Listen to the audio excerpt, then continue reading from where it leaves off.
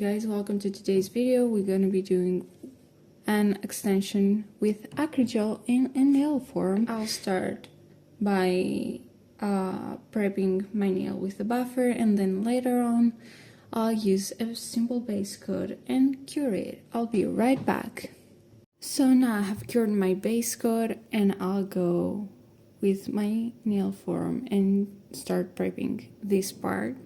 I always love cutting the front and then the two ends right here. Depending on how long you're gonna do your nails, you might want these edges to be stuck together or not.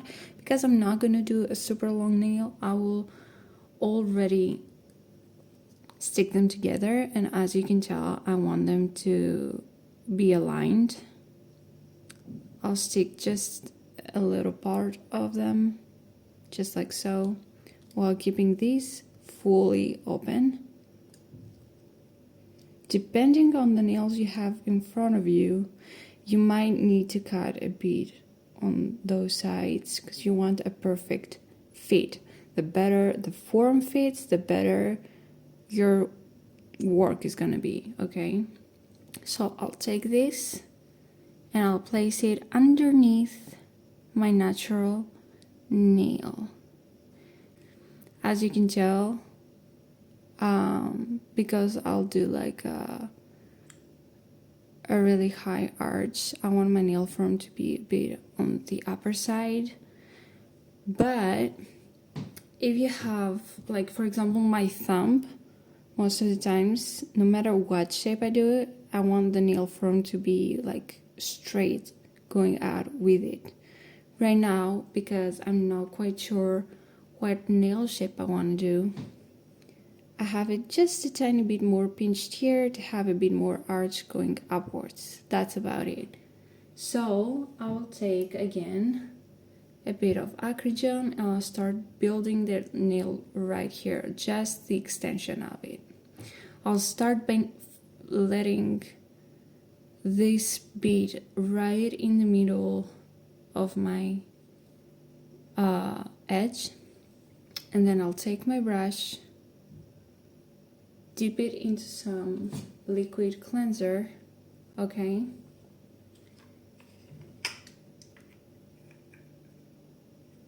So that the product won't stick on it.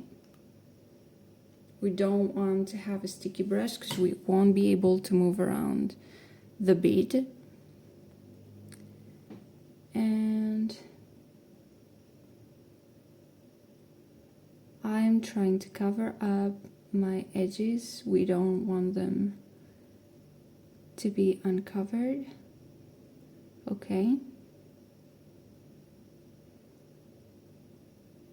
And I'll just work my way.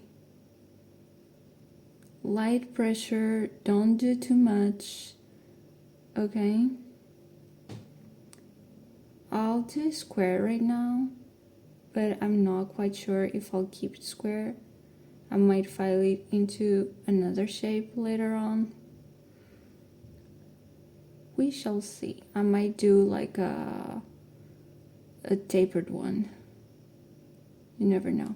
And I'll cure it. Next up, I'm pinching it and it gets unstuck, and then I release it. Right now, I'm gonna get another bead, a bit bigger, so that I will cover up this part. And as I go down, I'll put even more pressure to have it thinned out. I don't want it to have like crazy much product here. As you can tell, it has a C arch. We always want to have the apex right here. And we also want this curve, because if you have this curve, you have a way stronger nail structure. So I'll get the bead once again, release it on top of my nail, as you can tell. Lots of people prefer to have like a circular bead right here and move it around. Right now I made a long one because I'll move it around as I wish. I will wet my brush once again, and I'll have as little product as possible around the cuticle area. As you can tell, I go from the middle and work my way around. Okay.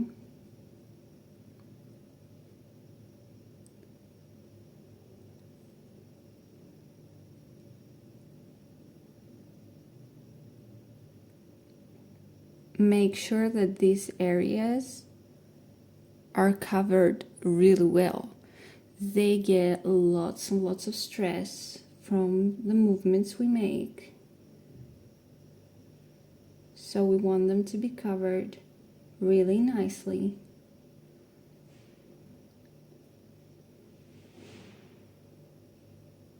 And yeah, I'll just keep on working with the product around.